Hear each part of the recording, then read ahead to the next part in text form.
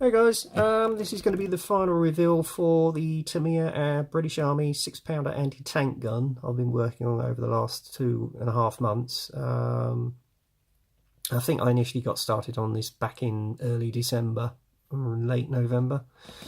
I can't remember now, because it was a little interim project in between me trying to get the Whitman Cursed Tiger Dio done. So I thought, well, I'll throw my hat in the ring and do this one. Funnily enough, I do have a family connection to the artillery because my late Uncle Peter was actually in the artillery. He did his national service out in the Middle East with the old 25-pounder anti-tank gun,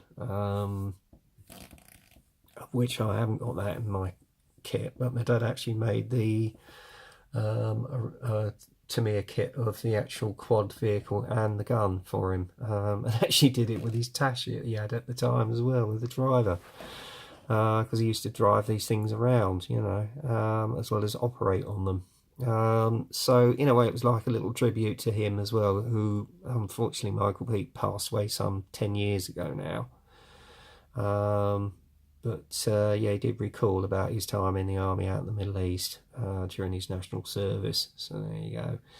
Anyway, without further ado, we'll get on and reveal the actual final reveal. Now, some people have actually seen the stills. I was going to do a final reveal video the other day after I'd done this, but unfortunately Saturday night I'd had planned to go out and went down with a dose of the nagging mother-in-law, being Mrs. Angina. So I had to take it easy for about 24 hours as a precautionary measure, because that's all you can do when you have a dose of that, and it did wipe me out yesterday. So I've actually spent yesterday in bed.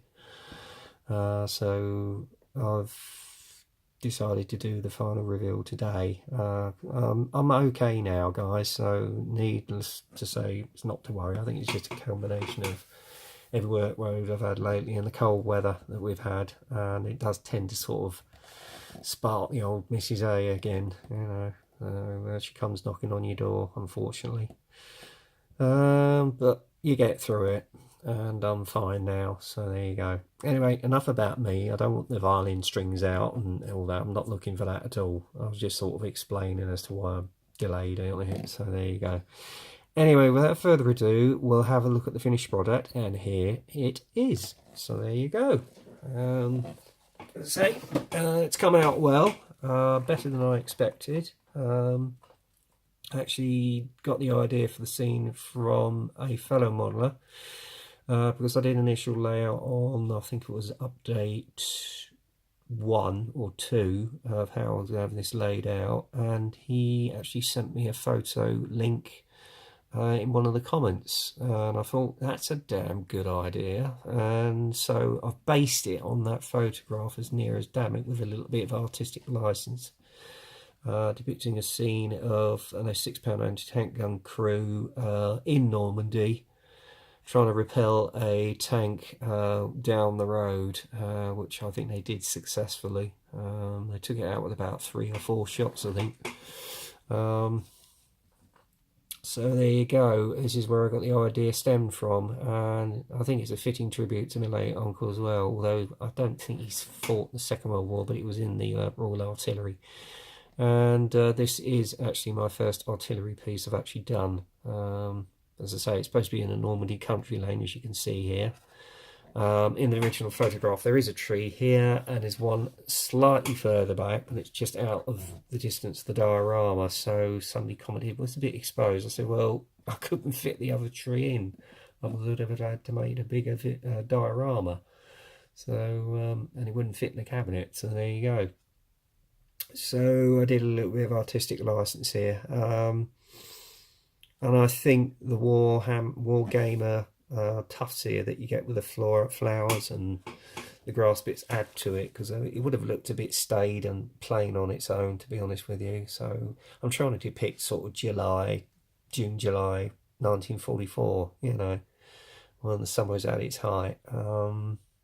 And the road would have been dusty, hence why I've put the dust effects on the gun and the crew shoes, as it were. I mean, I started off by just getting an old pound, going to the pound store and getting this old picture frame. And then what I did initially, after I built the gun, which only took 2 days, and the crew, I started on the diorama base and focused myself on that. That's literally taken me about a month and a half, obviously because of my work schedule. I had to fit it in between then. And then obviously once I'd done that, I added this tree, which is made by a company called MK35. It basically comes with a resin tree stump, and then you've got the foliage which you glue, which you drill into the tree stump itself, and add the foliage again to it.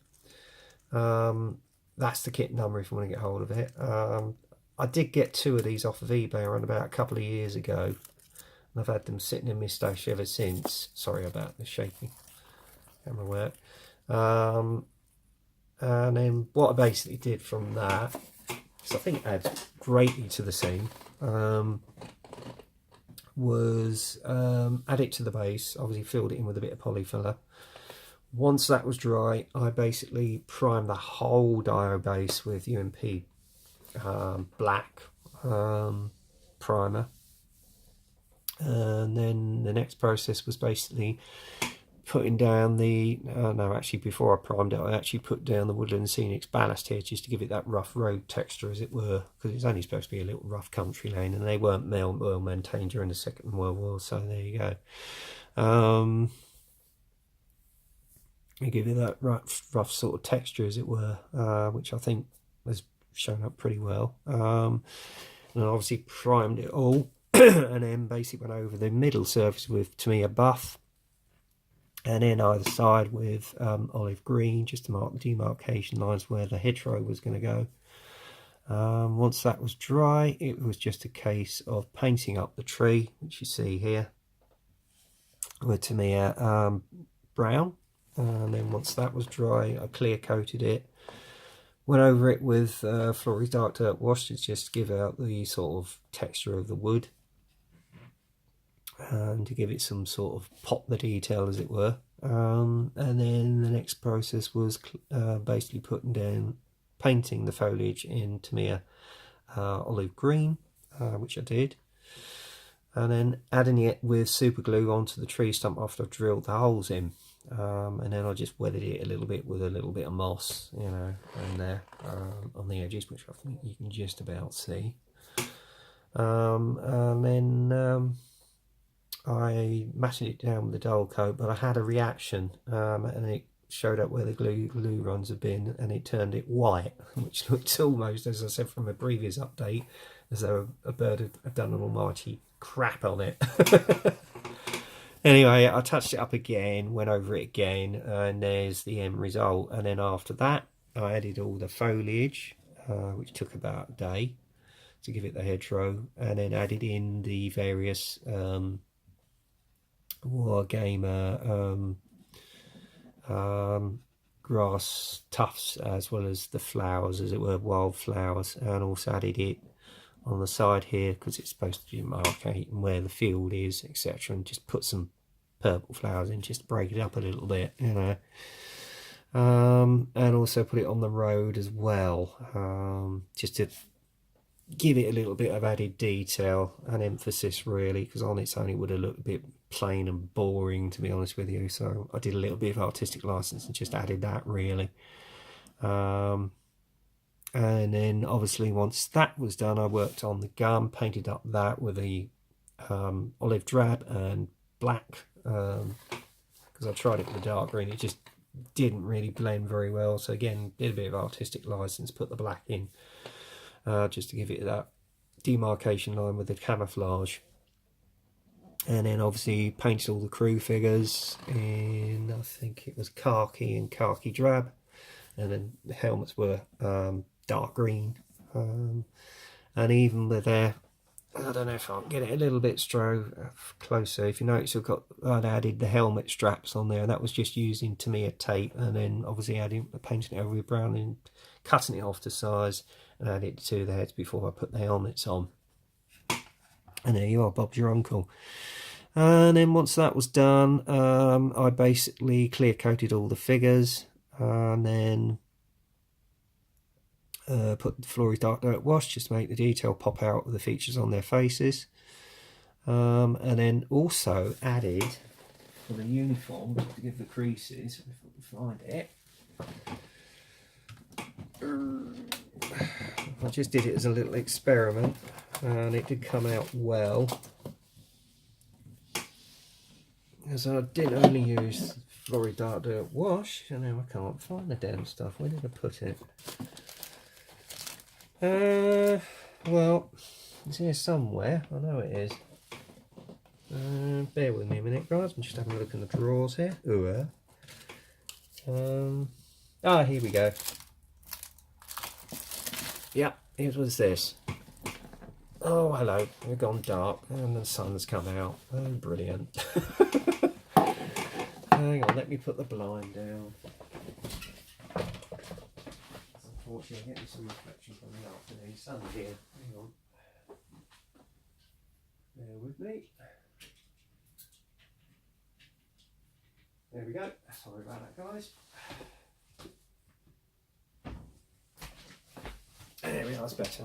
We get a bit of shadow there. Trying to get the figures to focus in now. Hang on, bear with me. Is it going to do it?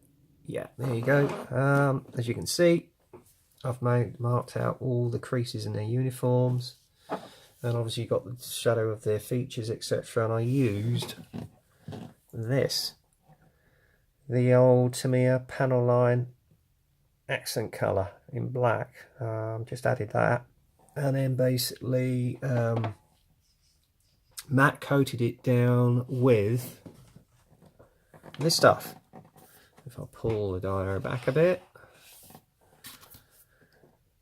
the old Tamiya Galeria Winsor & Newton matte varnish, which is a lot of modelers have actually recommended. I bought this in a local store in my local town of Bracknell for about £8, and I'm not kidding you guys, mattes down beautifully, absolutely beautifully, as you can see here on the anti-tank gun and the crew figures.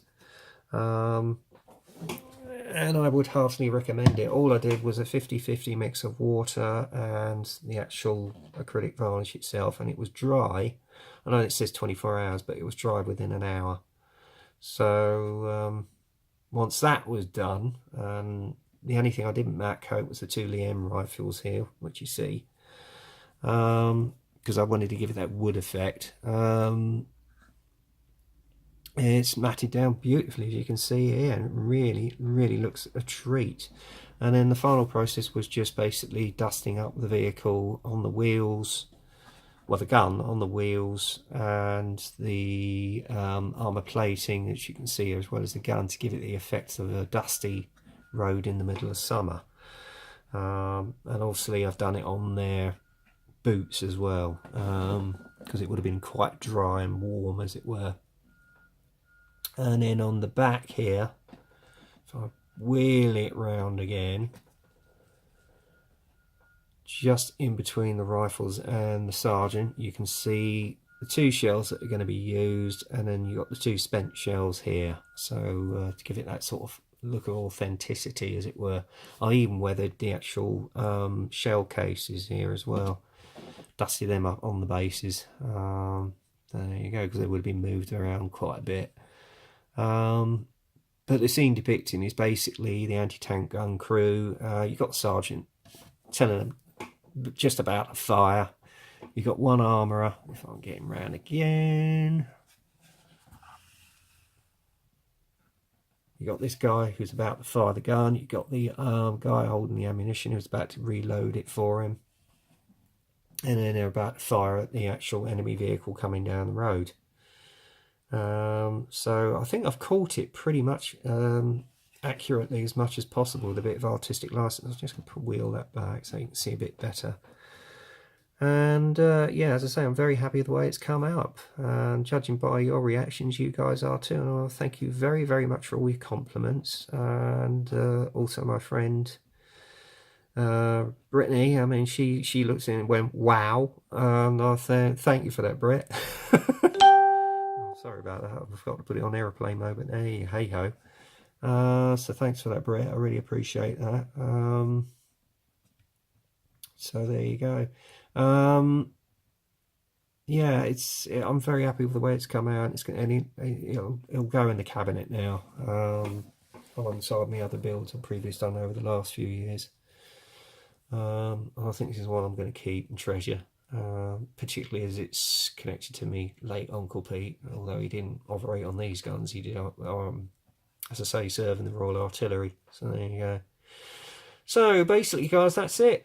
That's the end of this video. I'll be putting another one up shortly about the next project I'm going to be working on.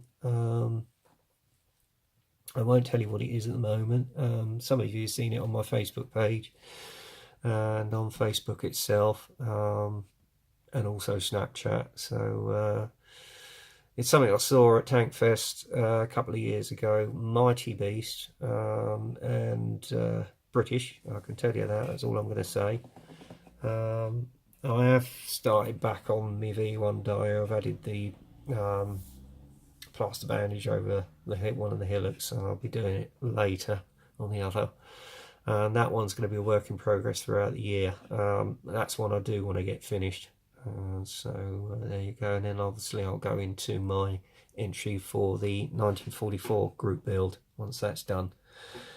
Anyway, as I say, I've waffled on enough now for the best part of 16 and a bit minutes. As I say, I'm very pleased I've got this one wrapped up and out of the way now. Technically, it's sort of a 2018 build, but as I've finished it here in 2019, I'm going to call this my first completed build of 2019. So there you go. Anyway, that's it for now, guys. So until the next time, get kit crazy, happy modelling, and I'll very much speak to you soon. Cheers.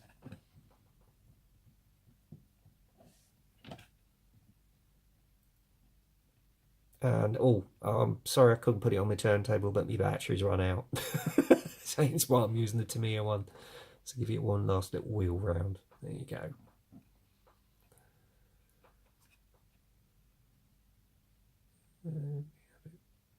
Oh, there's one thing I did forget to mention.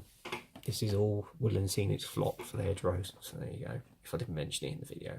Anyway, I'll shut up and go. Bye for now, guys.